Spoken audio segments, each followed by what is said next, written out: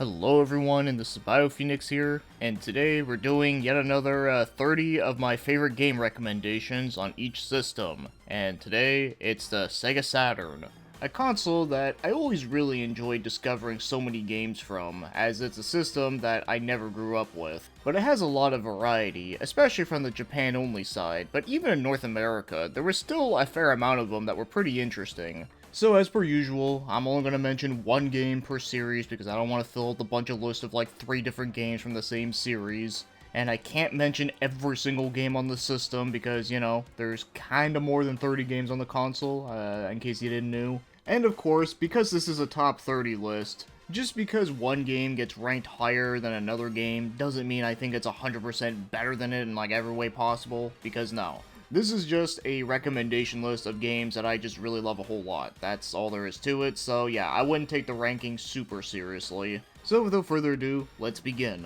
And at number 30, we have is a game that's very mixed with people, but I personally have enjoyed it, and that happens to be Sonic 3D Blast. Now, I'm sure you all know that the Sega Saturn really didn't get much original Sonic games on it outside of Sonic R, which, I won't lie, I have a bit of a guilty pleasure with that game, but I'm not crazy enough to put it in this top 30 though. But as for Sonic 3D Blast, I actually ended up liking this game more than I thought I would. Now yes, the whole objective to the game is very odd for a Sonic game where you gotta collect a bunch of flickies and then bring them to a spot and then you can progress through the levels. And the overall feeling of the game is just very different, which if you know the history about this game's creation, you would know that it originally wasn't supposed to be a Sonic game, but then they just threw them in there because, you know, it sells. But even with all of this going against it though, I still ended up enjoying it for that it felt pretty fresh and different for a Sonic game, and also I was able to get used to the controls pretty quickly. And the game's graphics and environments are just really awesome looking. I especially really love the weather effects in this game.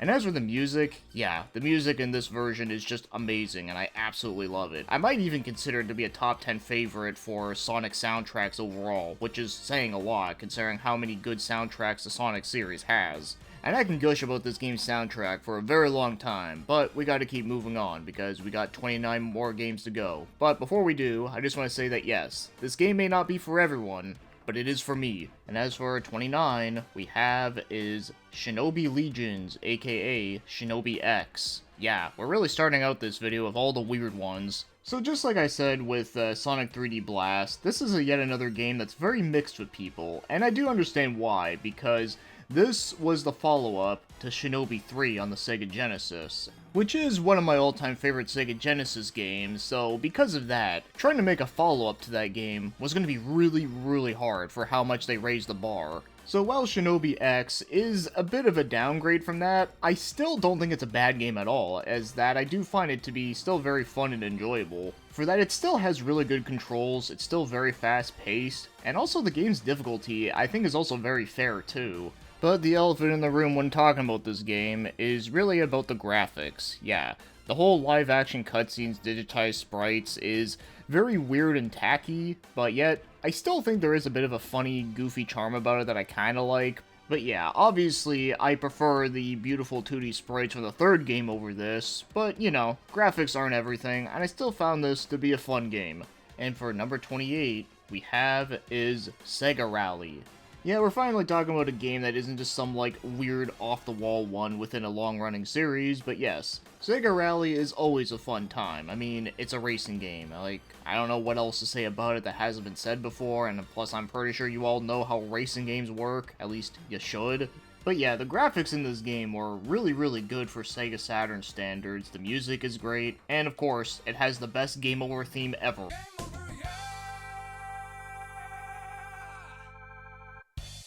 Yeah, that shit never gets old. So yeah, it's just a good, easy to pick up and play type of racing game. Now, as for number 27, we have is Deep Fear. Not to be confused with the game Cold Fear, which came out way later, but yeah, it's understandable if you did get mixed up with the two, as they also both have to do with water, but yes. Deep Fear is a game that I've always really loved the concept of the game, where it's a survival horror that takes place in a submarine underwater. There's something truly fascinating to me about underwater horror, because if you really think about it, being underwater, especially the ocean for that matter, would be truly terrifying.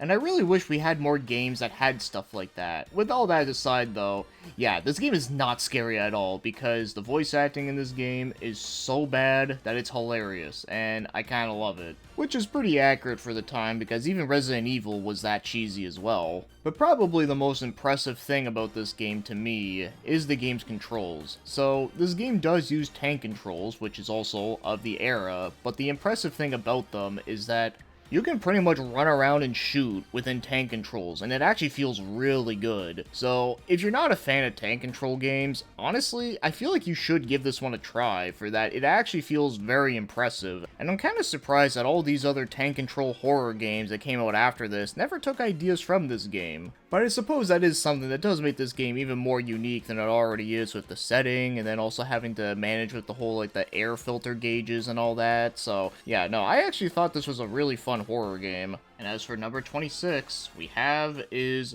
Guardian Heroes.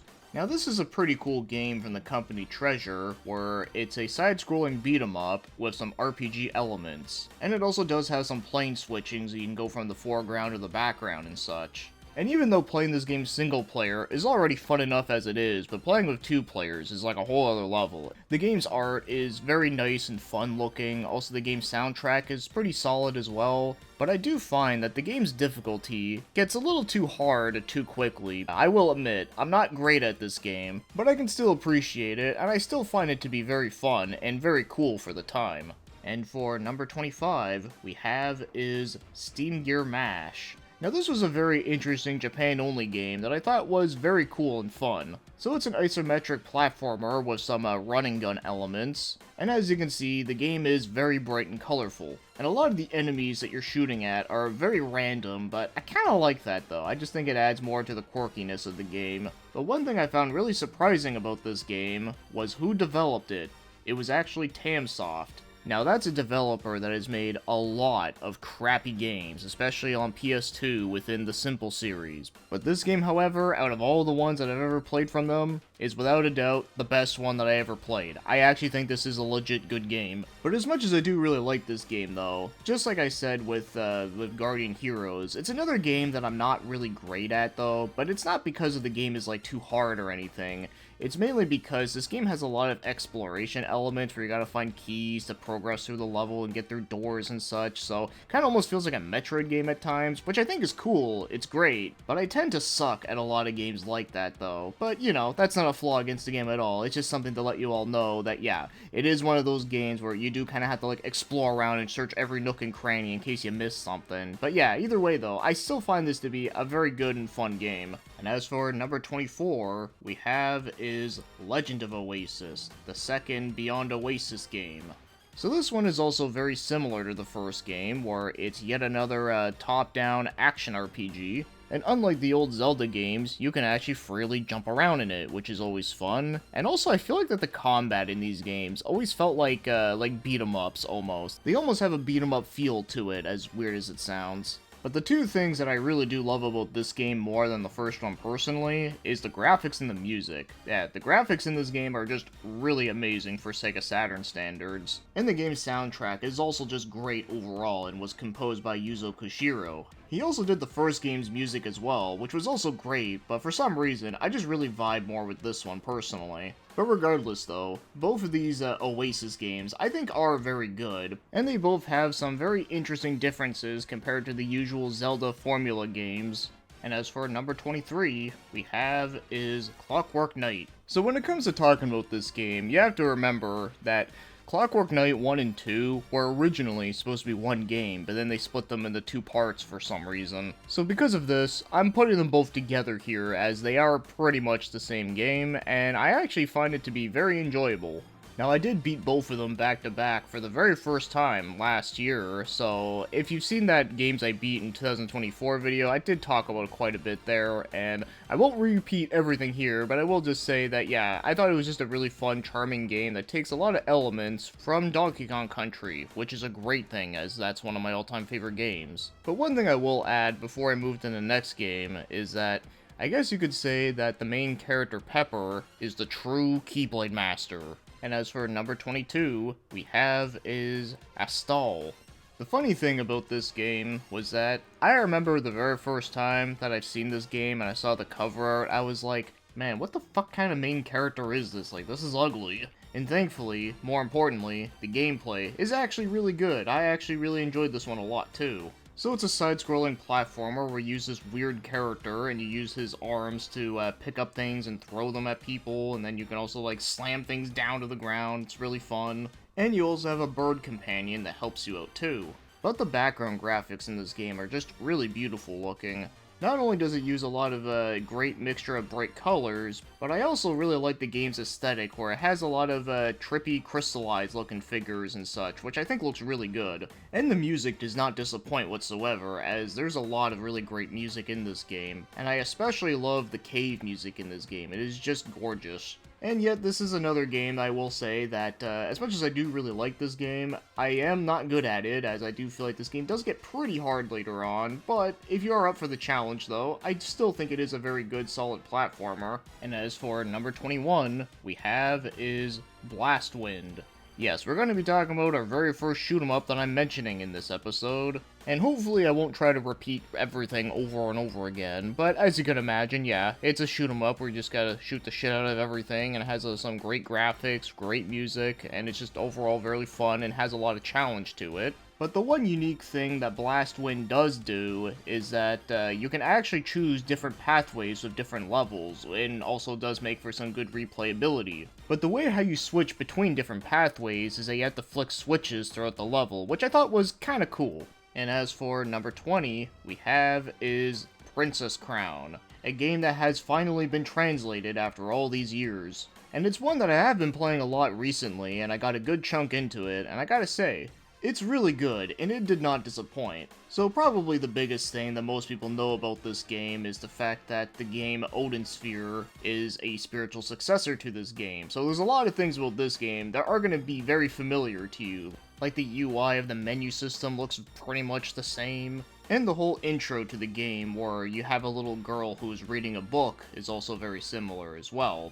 But yeah, I'm not going to get into everything that's similar and different because, you know, this isn't a full-length review here. But yeah, it is very interesting to see, like, where all this stuff originated from. And the game's 2D graphics are just super beautiful as well. Like, lots of really great detail in the backgrounds, lots of huge sprites with lots of detail. Yeah, there's a lot to love here about the graphics. It is just so great. And the combat in this game is also really good too, although it is a little bit different than I was expecting, because if you played Odin Sphere before, it's a 2D hack-and-slash game where you take on multiple enemies at once, where in this game, however, when you bump into an enemy, it kind of goes into a 2D fighting game style, which I do think is pretty cool and unique in itself. Yeah, the more I talk about this game, the more I really need to go back to this one, as I was pretty busy with a bunch of other stuff around the time when I was trying to play through it, but yeah, it's really, really good, and I'm so glad that this game is much easier to play for everyone. And as for number 19, we have is Burning Rangers. Now here's another funny thing that I remember about this game that kind of reminds me of the Astral thing that I talked about, was that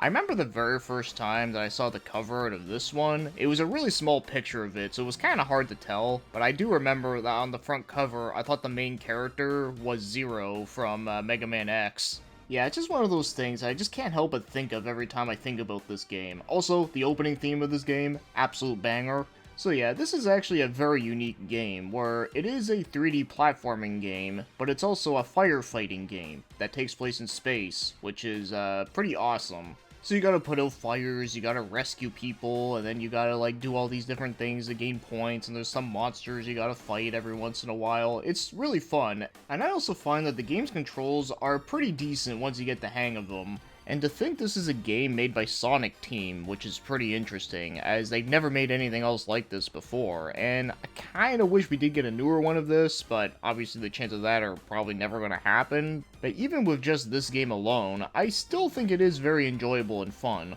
And as for number 18, we have is Manx TT Superbike.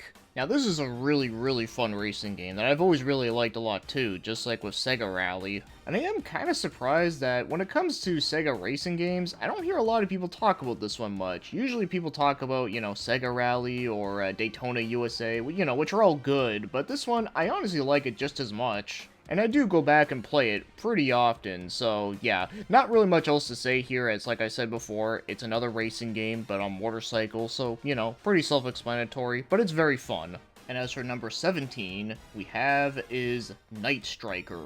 Yeah, the name of this game is pretty awesome, even though it does make it sound like a horror game, but it's not. It's pretty much Space Harrier if it took place in a futuristic city, and if you're using a car that just flies around. And I really do love me some Space Harrier, so I am perfectly okay with this, and also, I do find that this is one of those games that I get really addicted to. Like, once I start playing it, I just don't want to put it down. And just like with the last game, it's another game that I don't hear a whole lot of people talking about it, and I find it to be very underrated. And as for number 16, we have is DonPachi, not to be confused with Don Patch from Bobobo. So it's yet another shoot 'em up, but this one is from the company Cave, who were known for putting out some really great shoot 'em ups, and this one, yeah, it's pretty great, has some really nice bright colorful graphics, some awesome music that gets you pumped, and the game is also pretty damn tough. So just like I said about Blastwind, it's a great shoot 'em up, and if you are a fan of them, it's definitely worth checking out. And for number 15, we have is Darius Gaiden. Yeah, I figured I might as well put these two together, but yes. Just like every other Darius game, this game has a really fantastic soundtrack that I really love a lot, and of course shooting at giant mechanical fish is always fun. But one thing about this Darius game that does set itself apart from the others is the fact that the difficulty in this game I feel like is a lot more fair and easier compared to all the other ones, because the Darius series is known for being pretty relentlessly brutal sometimes. So if you really like the games, but you're not very good at them, like myself, then this is one I would definitely recommend trying, as like I said, it's definitely much more accessible than some of the other ones. And as for number 14, we have is Sakura Wars, the very first one, which I actually did beat for the first time last year. So as again, I won't be talking too much about it here, as I talked a lot about it there in that video, but yes. It's a tactical strategy RPG that also has some visual novel and romance elements, and the story was pretty enjoyable, and the characters were very fun, I actually liked most of them, and the strategy RPG aspects of the game were also really good too. In fact, I found that this game is pretty beginner friendly when it comes to strategy RPGs, because for those that are like not really good at them, which is understandable because some of them can be pretty hard, this is definitely one of the easier ones that is more accessible. Also, the game's anime cutscenes being played on the Sega Saturn look really good, and also the game's music is really catchy as well. In fact, the whole main theme of this game still gets stuck in my head every once in a while. And just like I said in my games I beat in 2024, I'm glad that I finally was able to get more into this series, as I've always wanted to, and yeah, now I can't wait for the next one. And as for number 13, we have is Vampire Savior, the Lord of the Vampire, aka Darkstalkers 3. Now this is a really fun fighting game series that I missed the hell out of. Having a bunch of over-the-top horror-themed villains like coming together, beating the crap out of each other, it's good shit. And I always love these sprite animations for the game, for like I said, they're very over-the-top and very wacky, but also are just very quirky and fun. And this was actually a pretty late release Saturn game, and yet it actually runs beautifully too. So if you love 2D fighting games like Street Fighter but with a horror theme to it, then it's definitely worth playing.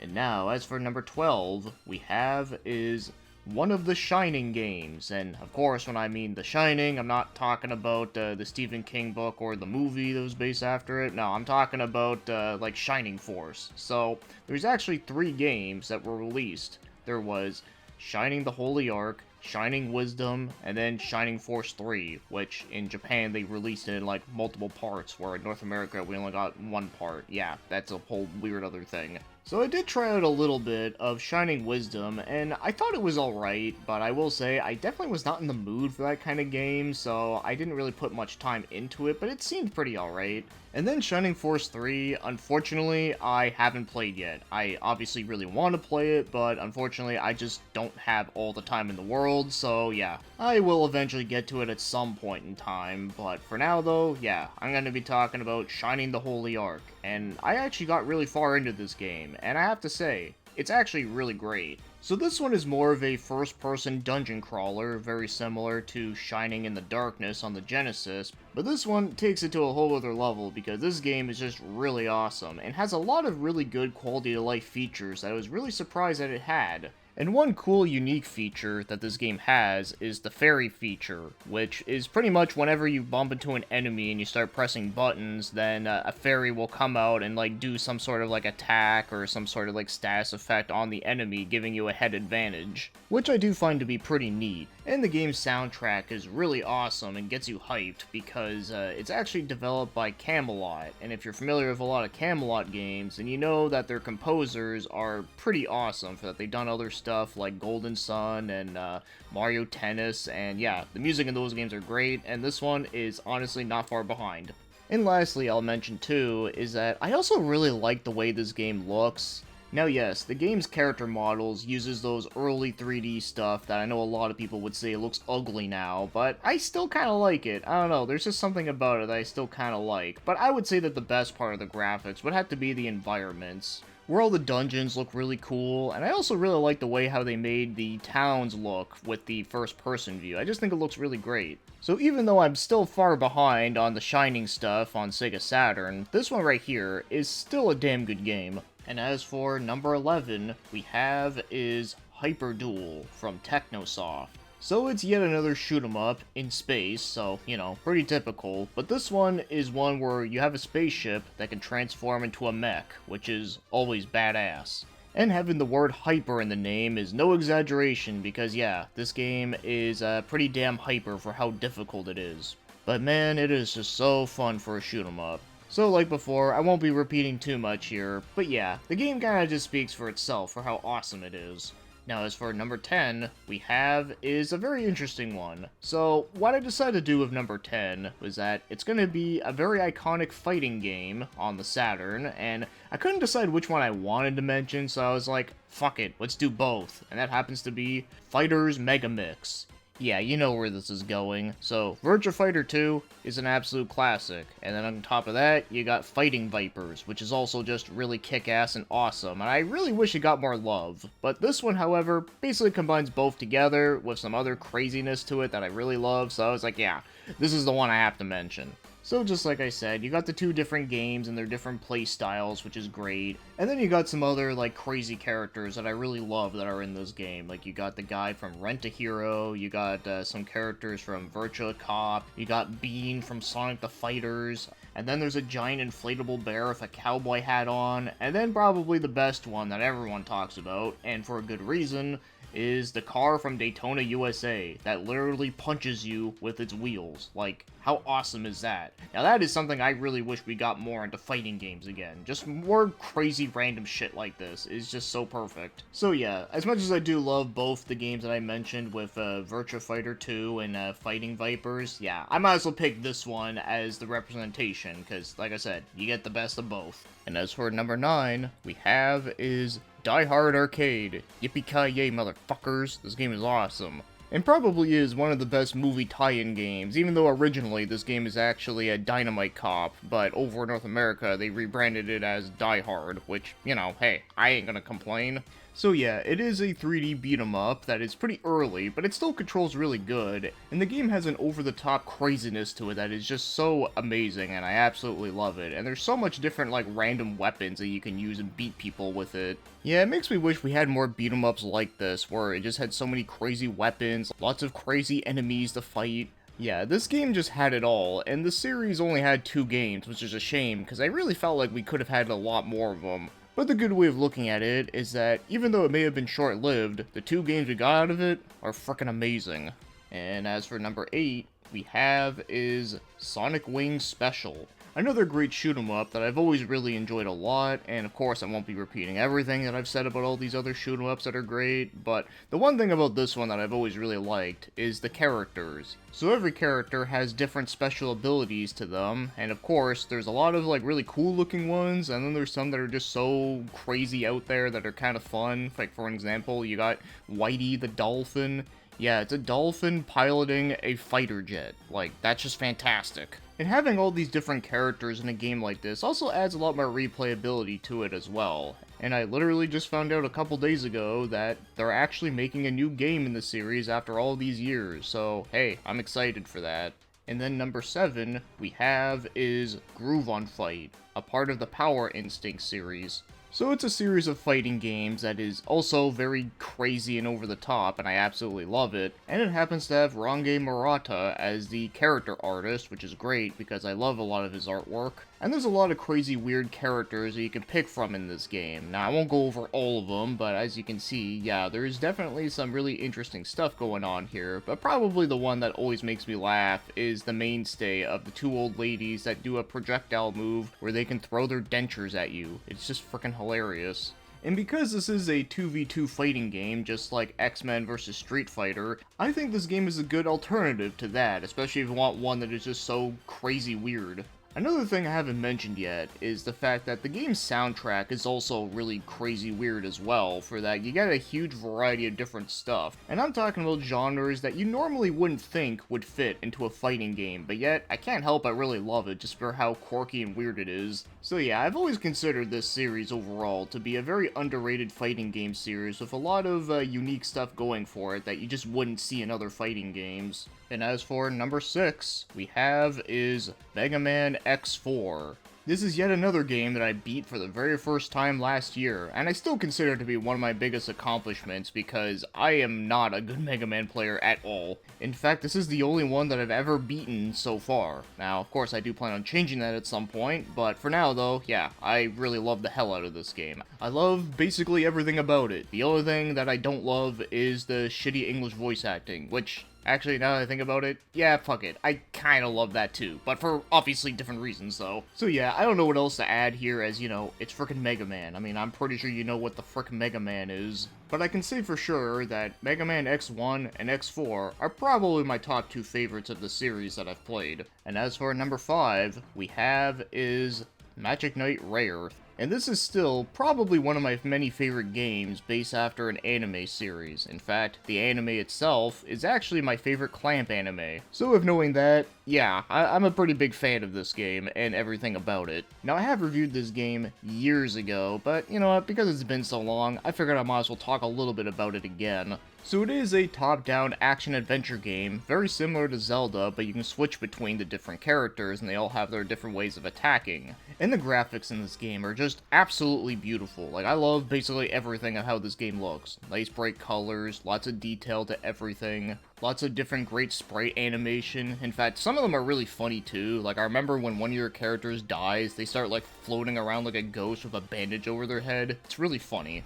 And the game's music is damn good too, lots of great variety here. And speaking of music, I also have to mention too that the opening for the English version that was done by Working Design was honestly not that bad. Obviously, the original Japanese version is like the absolute best, but for an English cover version, I thought it wasn't bad. So yeah, I was really glad to have played this game and loved it as much as I did, because I watched the anime first online, and the reason I watched it was because I thought the name sounded cool, and then I found out it was made by the same company that did Card Captor, so I was like, oh, hell yeah. And then when I found out that there was a video game based after it, and it was on a system that I didn't own, I was like, man, I really want to play it one day. And when I did, it became a big favorite of mine. And as for number 4, we have is Nekketsu Oyako.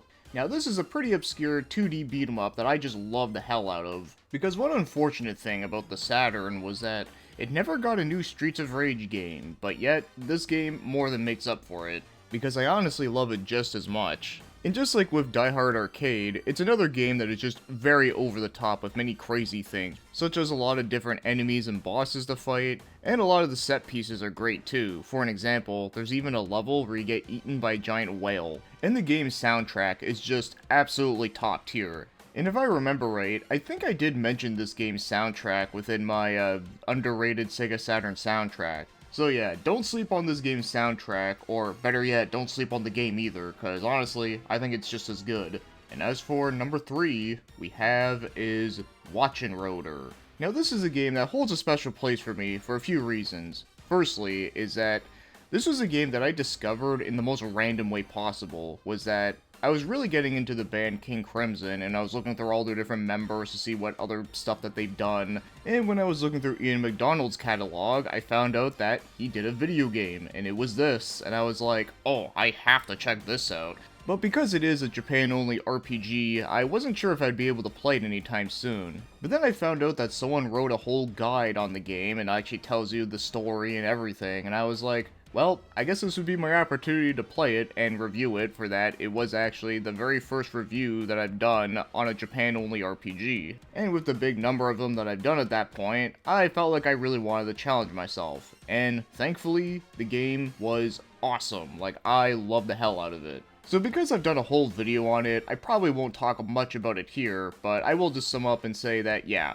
I love the setting, I love the art direction, the music is also top tier, but because the composer was a member of King Crimson and even Foreigner, then I guess you kinda had to expect it to be high quality. And the gameplay itself is both easy to understand, but also has a lot of unique stuff going for it that's different for a strategy RPG that I really liked. So yeah, I could talk about this one for hours and hours on end, but, you know, like I said, done a whole video on it, I've even mentioned the game's music on other music-related topics, so yeah, it's another game that I never shut up about. And as for number 2, we have is Bulk Slash. This is another game that I covered on the channel years ago, way before the English patch came out. But I have gone back to it many times since the patch came out, and yeah, it's still a fucking awesome game. And of course, the fact that they added in new English voice acting is pretty interesting, and I thought it was done pretty well. So yeah, this is a mech flying game where you get to transform from a ship to a mech, just blowing up everything in sight, and then you just gotta kill a boss at the end. And throughout the level, you can find different female characters that you get to pick up, and they'll become your co-pilot. And depending on the one that you picked, you could actually get different endings out of it, which I think is pretty neat. And it has a great 90s anime art style, which I absolutely adore. And the music is yet again another top tier favorite from me. And I have to play the title screen theme for you here, because not only is it really short, but also, I still consider it to be one of the best title screen themes that I ever heard in my whole life.